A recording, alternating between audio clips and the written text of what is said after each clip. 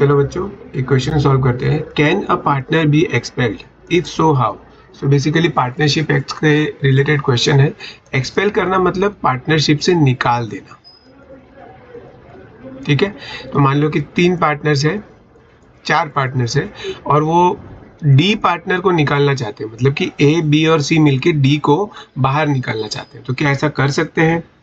तो करना है तो कैसे कर सकते हैं, एक तो ये पूछा है। फर्स्ट क्वेश्चन तो ये पूछा है, which factors should be kept in mind prior to expelling a partner, मतलब कि पार्टनर को निकालने से पहले क्या क्या चीजें ध्यान रखनी है, ठीक है ना। Expelling the partner from the firm by other partners according to the provisions of Indian Partnership Act. तो सबसे पहले तो हम याद करते हैं कि एक्सपल्शन एक्सपल्शन एक्सपल्शन एक्सपेंशन वाला जो सेक्शन है वो कौन सा था? तो हमने ऐसी स्टोरी बनाई थी कि एक्सपल्शन करवा दिया, जैसे कि नीचे बच्चे खेल रहे थे और मम्मी ने ऊपर बुला लिया कि चलो अभी आ जाओ, गेम से आ जाओ। तो वो बच्चे को गेम से एक्सपल्शन हो गया, गेम से उसको बाहर निकलना पड़ा, ठीक है ना, निकाल देना। तो मम्मी, तो अपना वर्ड बना था मम्मी, तो मम्मी के हिसाब से सेक्शन नंबर क्या बनेगा? एम का बनेगा 3 और ये दूसरे एम का बनेगा 3। डबल बार कॉन्सिक्यूटिवली अगर कोई लेटर 2 बार आ रहा है तो दूसरे वाले को इग्नोर करना है, ठीक है। तो section 33 of the Indian Partnership act 1932 बनेगा।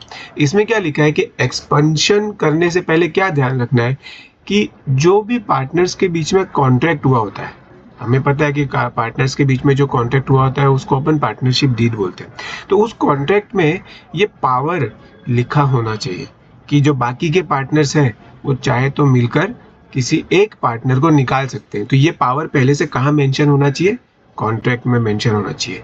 दूसरा पॉइंट है मेजॉरिटी पार्टनर्स मिलकर ही किसी एक को निकाल सकते हैं। मेजॉरिटी का मतलब क्या हुआ? जैसे यहाँ पे ए बी सी और डी है और ये डी को निकालना चाहते हैं, सिर्फ ए है जो डी को निकालना चाहता है। तो क्या सिर्फ ए निकाल सकता है? नहीं, क्योंकि ए तो मेजॉरिटी नहीं हुआ ना। मेजॉरिटी मतलब कि मैक्सिमम 50% से ज्यादा। तो ए तो सिर्फ बाकी के 3 पार्टनर्स में से ए तो सिर्फ एक पार्टनर है। कम से कम 2 पार्टनर्स तो बोले, 2 पार्टनर्स बोलेंगे तो 66% हो जाएगा। सिर्फ ए बोलेगा तो 33% ही हुआ ना। तो 33% से तो नहीं चलेगा, 66% तो कम से कम लोग बोलने चाहिए। तो यहाँ पर सेकंड पॉइंट हो गया, मेजॉरिटी पार्टनर्स बोलेंगे तो ही किसी एक पार्टनर को निकाला जा सकता है। थर्ड पॉइंट है गुड फेथ में। गुड फेथ का सिंपल मतलब क्या है कि कोई भी ऐसा काम करना जिससे पार्टनरशिप फर्म को बेनिफिट हो। जैसे कि मान लो डी कुछ गलत काम कर रहा था, डी चोरी कर रहा था, डी कोई ऐसा काम कर रहा था जिससे फर्म की जो गुडविल है वो बेकार हो रही थी, वो खराब हो रही थी, वो नीचे जा रही थी, फर्म की इज्जत बिगड़ रही थी। तो एक तरह से ये जो बाकी के 3 पार्टनर्स हैं वो फर्म की भलाई के लिए डी को निकालना चाहते थे। तो इसको बोलते हैं गुड फेथ। ऐसा नहीं होना चाहिए कि डी तो अच्छा काम कर रहा था, डी भलाई का काम कर रहा था, डी ऐसा काम कर रहा था जिससे फर्म को बेनिफिट होता है और फिर भी इन तीनों ने मिलकर डी को निकाल दिया। नहीं नहीं, वो नहीं चलेगा। तो अगर किसी पार्टनर को निकालना है तो गुड फेथ में निकालना है। अब ये जो गुड फेथ है ना, उसका एक टेस्ट है कि भाई सच में गुड फेथ था कि नहीं था, वो अपन को यहाँ पे मेंशन करना है। देखो क्यों ये टेस्ट ऑफ गुड फेथ भी मेंशन करना है, क्योंकि यहाँ पर 6 मार्क का क्वेश्चन है।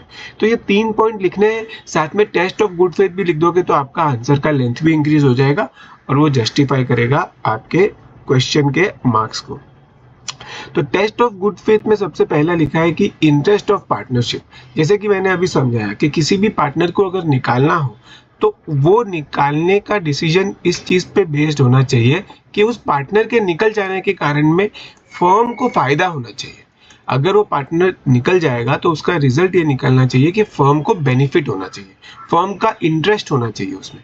सेकंड, जिस भी पार्टनर को निकाला जाए ना उसको नोटिस देनी जरूरी है। ऐसा नहीं है कि एक दिन बस वो ऑफिस में आया और हमने उसके लिए दरवाजा ही नहीं खोला, हमने बस उसको ऊपर से बोल दिया कि चलो चलो जाओ, आज से तुम पार्टनरशिप फर्म में अलाउड नहीं हो, तुम्हें एक्सपल्शन कर दिया, तुम्हें एक्सपेल कर दिया। ऐसा नहीं चलेगा, उसको हमको प्रॉपर नोटिस देनी पड़ेगी।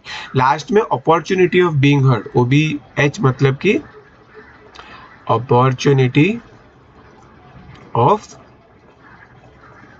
बीइंग हर्ड, मतलब कि ये तीनों मिलकर डी को निकाल रहे हैं तो ये तीनों ने अपने रीजन तो दिए होंगे, इन तीनों ने जो नोटिस दी होगी उस नोटिस में लिखा होगा कि भाई हम ये रीजन के कारण डी को निकालना चाहते हैं, पर फिर डी को भी बोलने का मौका मिलना चाहिए, डी को भी अपनी साइड रखने का मौका मिलना चाहिए। हो सकता है कि ये जो 5 पॉइंट्स इन्होंने बताए जिसके कारण वो डी को निकालना चाहते हैं, उसमें से 3 पॉइंट्स डी के ऊपर लागू पड़ते ही नहीं है, तो ये कैसे पता चलेगा? तो डी को बोलने तो दिया जाए, डी अपनी डिफेंस में, अपने बचाव में कुछ बोल तो पाए, तो उसको अपॉर्चुनिटी मिलनी चाहिए कि वो भी अपनी बात रख सके।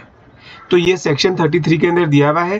3 चीजें इंपॉर्टेंट है एक्सपल्शन करने से पहले कि एक तो कॉन्ट्रैक्ट में दिया होना चाहिए, मेजॉरिटी पार्टनर्स ही निकाल सकेंगे और गुड फेथ में होना चाहिए।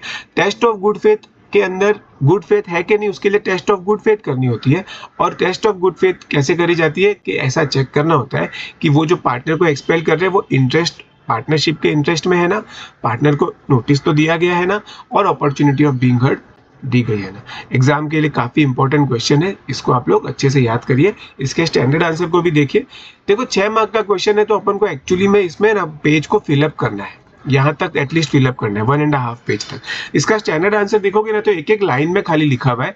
तो जनरली ऐसा कभी हो ना तो अपने को अपनी तरफ से थोड़ा ऐड ऑन कर देना चाहिए, पेज की लेंथ इंक्रीज करने के हिसाब से थोड़ा सा ऐड ऑन कर देना चाहिए। मतलब एक ही सेंटेंस को आप थोड़ा सा ट्विस्ट करके वापस लिख दो तो आपके एक की जगह वो 2 लाइन हो जाएगी, फिर गैप छोड़ के दूसरा पॉइंट लिख दो, फिर गैप छोड़ के दूसरा पॉइंट लिख दो, थोड़ा बड़ा बड़ा लेटर्स, थोड़े बड़े बड़े वर्ड्स लिख दो, तो साइकोलॉजिकली एग्जामिनर को लगना चाहिए कि हाँ बच्चे ने 6 मार्क का लिखा है।